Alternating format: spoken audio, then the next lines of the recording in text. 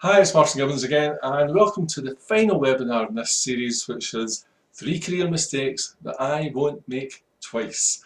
And my hope is that you can take this experience where I've made a mess of it in the past and hopefully learn from my mistakes and not repeat them in your own career in the future. So let's move on to mistake number 3. We've had mistakes number 2 already, 1 and 2 already, so let's see what we've got to say about number 3. Now here's the thing. And I say this with absolutely and utterly no modesty whatsoever. Modesty is not, unfortunately, something that I suffer from. But so I have to tell you that when it comes down to it, I'm pretty talented. This is what I've realised after all these years. Modesty aside, I'm pretty talented. What I didn't realise was that this was also a bit of a curse. Now the chances are that you're also pretty talented, and if you're watching this video and you're engaging with me, then chances are that you are talented, you are ambitious, you are wanting to move forward in your life, and maybe I can help you do that. However, the chances are that you also share a similar and are suffering from this same curse of being a bit talented. Which also means that the chances are that you're making the same mistake that I was all those years ago. Now, I started working at People Maps back in around about 2001. Probably actually it was 2000 because it was a fair amount before it actually, a lot of stuff happened before we finally launched, but let's say roughly speaking about 2001. And I always had an interest in psychology, and I read my first personality report probably 20 odd years ago. So this interest, not just in psychology, but in personality psychology, has been with me for quite a long time, and it's one of the reasons that People Maps was actually founded. And I'd like to think that the work that we're doing over at People Maps is pretty groundbreaking. It's quite pioneering, to be honest, and I'm very proud of what we do there. Anyway, that's an aside. But the more I study personality within the workplace, and this is the area that I'm increasingly spending my time in. I spend a lot of time looking at personality, personal psychology, and within a working environment and all the implications and ramifications from that. That's an area of my sort of research and study and what we do here at People Maps. But so the more I work on this, the more I realise that something very, very simple. And it's simply this here. And it took me a long time to come up with this. But I think this kind of succinctly illustrates what I discovered and what I've come to believe very, very strongly. And it's this: it's not possible to enjoy sustainable success unless our work environment and our core personality are actually in harmony. Now, you maybe need to read that a couple of times because it's a little long, but it's absolutely critical. Success, in whatever way you define success, I don't hold a narrow definition of success. So for some it's money, for others it's other things. It doesn't matter how you define success. But if it's to be sustainable, then you simply must be working in harmony. Your environment must be in harmony with your core personality. Now, over the last few years, probably over the last 20 years, but certainly in the last dozen years, I've studied people who are successful in various ways that you've described that word. I've looked at that pretty closely. I've looked at what they do. I've listened to their talks. I've got to know some of them. Got close and personal to many of them. I've also got to know a few millionaires, people who are extremely successful entrepreneurs, started businesses, and kind of got to know them and made friends of some of them.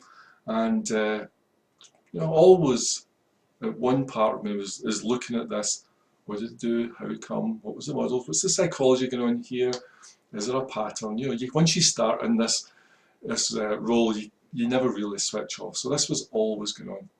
And I was very aware also of people who were at the top of their profession, who apparently were successful because they had money, they had reached their successful aims, and anybody from the outside would look at them and go, well, they're pretty successful, they've done really well. And what I also realised is that many of these people were also very unhappy. So it got pretty interesting, and it still is absolutely fascinating, and I continue to study this area. I think most interesting of all is I've also got to know a few people who lived pretty modest lives. You know, they don't have flashy cars or big houses. They live modestly, and yet they feel happy and successful. So this kind of really made me think, and it definitely was the stuff that floated about in the research that I've been doing the last few years. So what was mistake number 3? Well, the mistake, therefore, when I take all of this and I look at it, the mistake number 3, mistake that I was making, was quite simply this: I didn't follow my passion or work to my natural strengths. Now, to explain this, I'm not really going to get into the passion side of it, right? Because I think you can understand that, and also that can be a little distracting. Although I do believe this, and I do think unless you're following your passion, it's hard to really make all this work and bring it all together. However, to define passion is a little tricky, so I'm not going to go there, but I'm going to go to the more obvious, simple area and just look at one half of this, which is working to my natural strengths, because that's something at least I should have been able to do. Even if I hadn't found a passion, I should have been aware of my natural strengths and I should have been working to them. And the mistake that I really made was that because I was talented, I threw myself into a career path that in no way worked to any of my natural strengths. Now, to explain this, I'm going to use a picture, and I need to take you to the mountain. So here's the mountain, and this simple analogy kind of makes the point here. If you're not working to your natural strengths, as I wasn't when I embarked on my first careers, and I'll say that careers possibly plural, then what happens is that you arrive at the bottom of the mountain.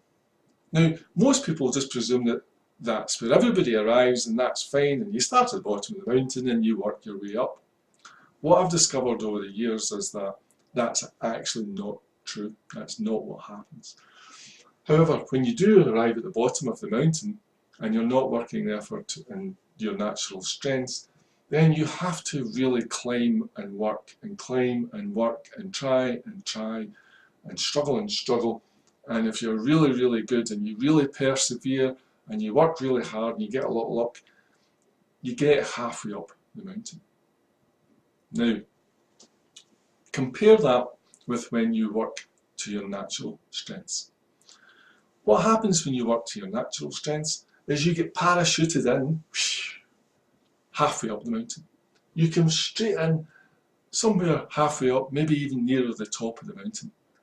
So your starting point is where most people are struggling to even finish.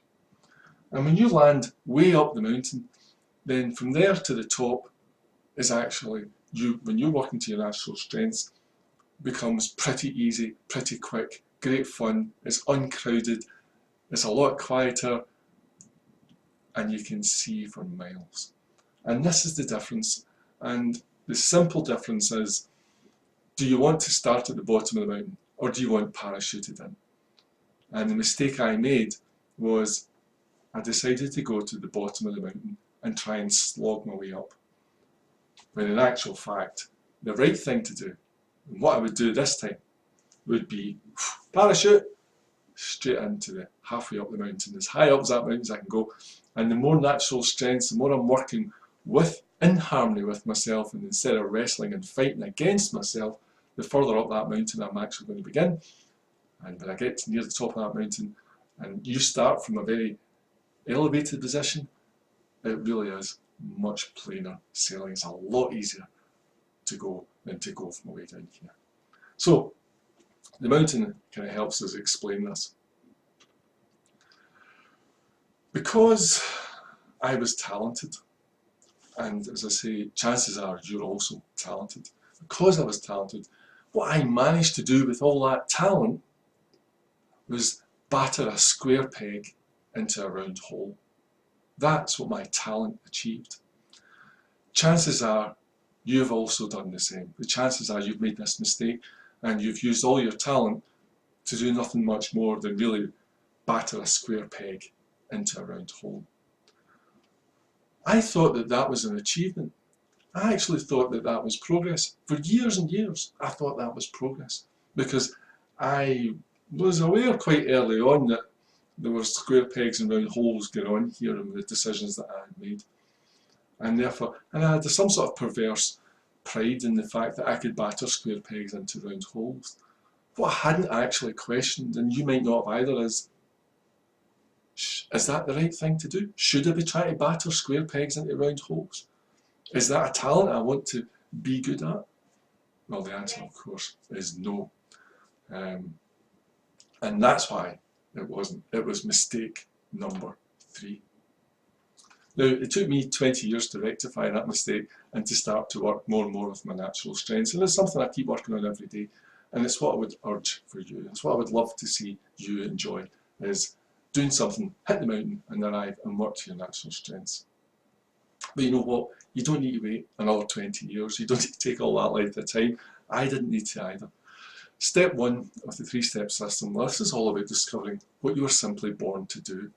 What are those natural talents? What is it when you hit the ground? You just hit the ground running, and it's just easy peasy, plain sailing, freewheeling down big hills, that kind of, instead of having to pedal and top gear up big, tough, rubbish hills. That's what we want for you. Now, I promised I would share with you your personality report now, which is very much related to this. So what we're going to do now is go over and I'm going to pull it up, and let's see if I can actually give you some very personal insight, looking at your own personality report as to what you possibly should be doing with your life. Maybe it'll give you some ideas as to the direction that you should be looking at. And I'm going to go and pull that up right now. Let's have a look at your own personality report.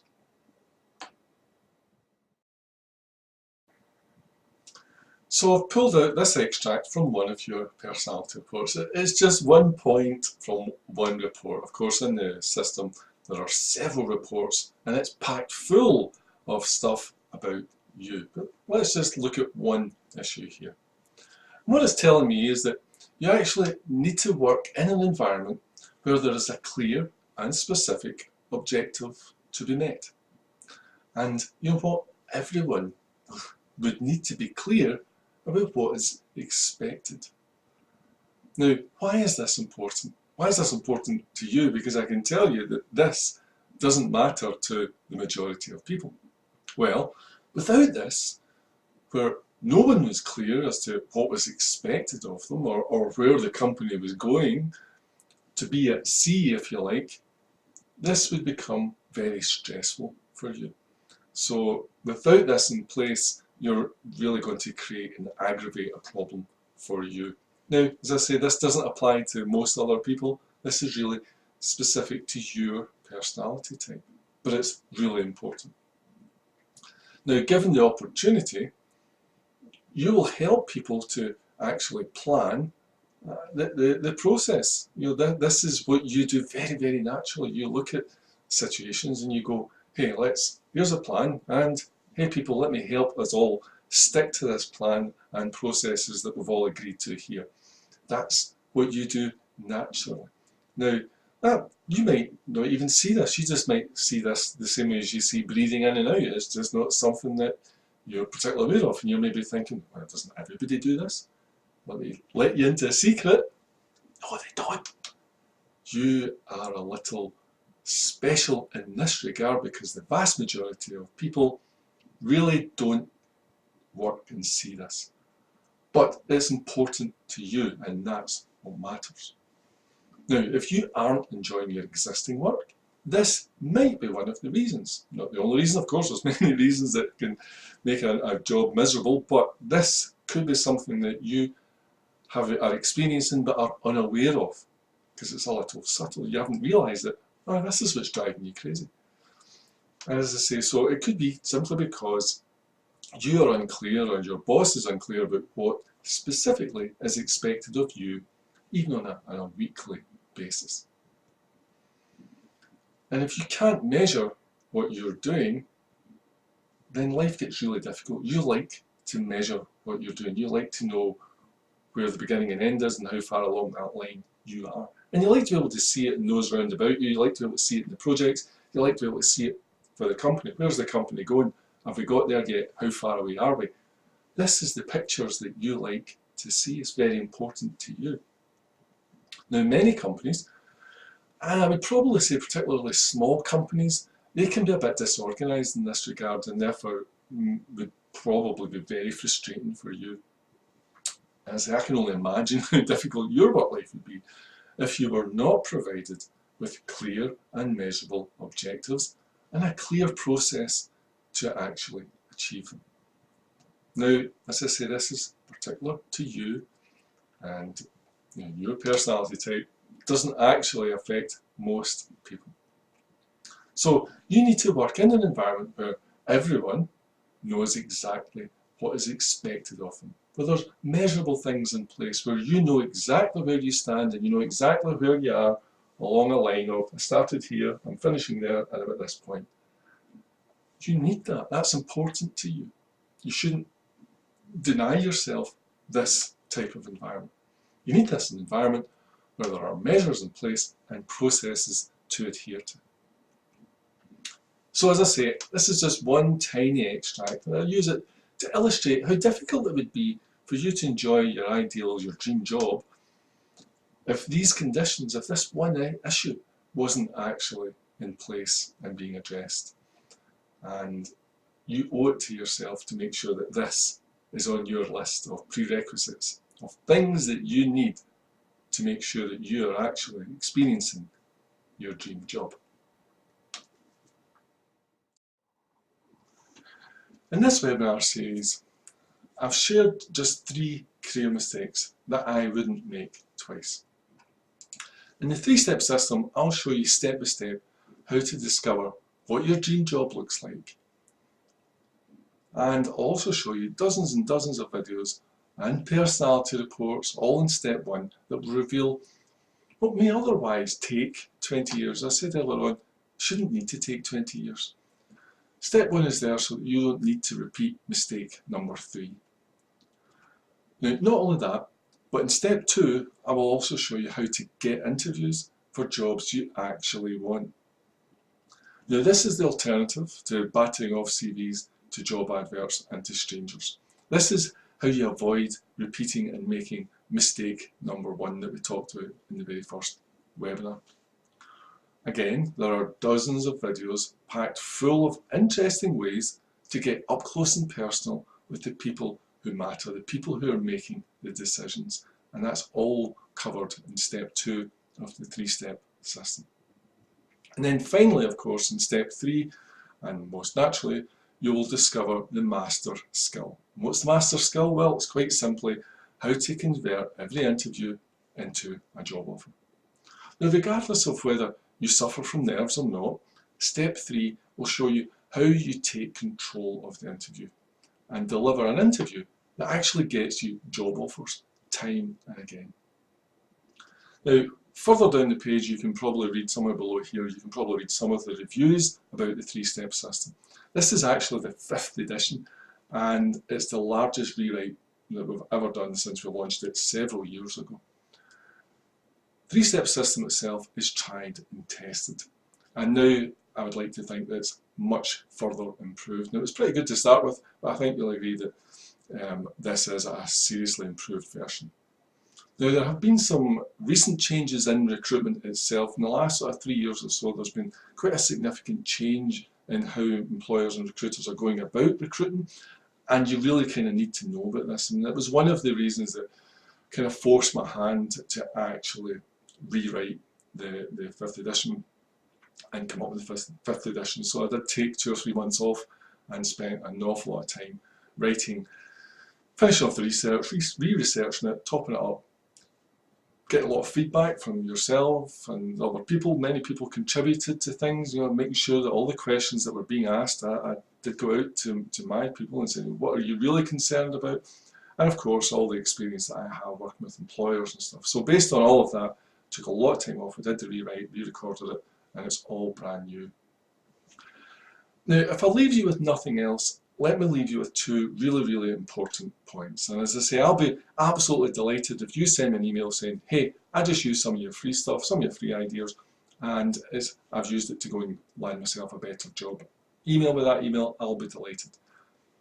However, there's two things I really want to leave you with today. And the first point is that it takes the same effort to land a crappy job you hate as it takes to actually land your dream job. And if I can convince you of nothing else, let me convince you of that, because I see so many people putting a lot of time and effort into landing and then keeping crappy jobs that they really hate, and the same time and effort could actually be applied slightly differently to land them jobs that they really love to do. So please bear that in mind, it's so important. You don't need to settle for those crappy jobs. The second point that I really want to leave you with, and this might be, having looked at all the up to 1,800 comments that have been left on Career Psychometrics Buzz page, the second point I want to leave you with is that what's actually holding back your career is not your lack of ability, but it's the recruitment process itself. I might need to repeat that.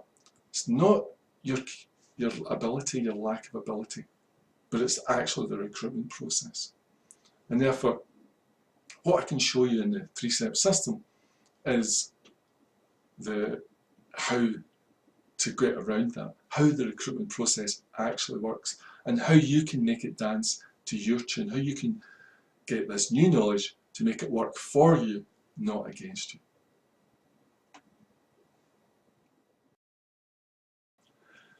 So the big question you're bound to have right now is, okay, so how much is it? And that's a very good question. Let me tell you that when I actually release this to the public, very soon it will be opened up more to the public. This now we tend to be operating on a sort of invite-only scenario. I will be charging £197 plus £27 per month. And to be honest, even at £197, this is still extremely competitive when you compare it with the £1,000, the £1,500 and the £3,000 that some of my competitors are charging for what I believe is a little outdated career coaching. That's a bit career coaching the old-fashioned way, if you like. So I still think £197 is extremely great value for what we're going to do here. But this is a membership site, and the reason for that is that I'm actually also going to include some personal support via the question and answer facility. We've actually built into the platform, the membership platform, that you'll be using a question and answer session that goes with each video, each module. So if you watch a module and you really don't get it or something doesn't make sense, you can actually ask me the question and I'll get back to you using this Q&A facility. I don't think anyone offers this type of support. So this is way beyond, I mean, the videos themselves and the training is more than enough. However, this actually brings it right into your living room and makes it really personal. Now, for the first few people who book their spot, and this is the bit you really need to pay attention to here, for the first few people who book their spot and grab a place on this membership program, I'm actually going to waive the initial £197 fee completely. Just, it's gone. So for a mere £27 a month, you will get the entire 3-step system with me personally supporting it. Now, all I ask is that you do provide me with some feedback. I'm only giving this out to the first few people that grab it, but I would ask you that you would give me feedback so that we can continue to improve this product and make sure that it's relevant in dealing with all the issues. I believe it is, but I'm pretty sure you'll soon tell me what else you would like to see there. Now, 27 quid, what the hell's that? Nothing. You probably spend that on coffee a month. I know that I spend that and more on coffee a month.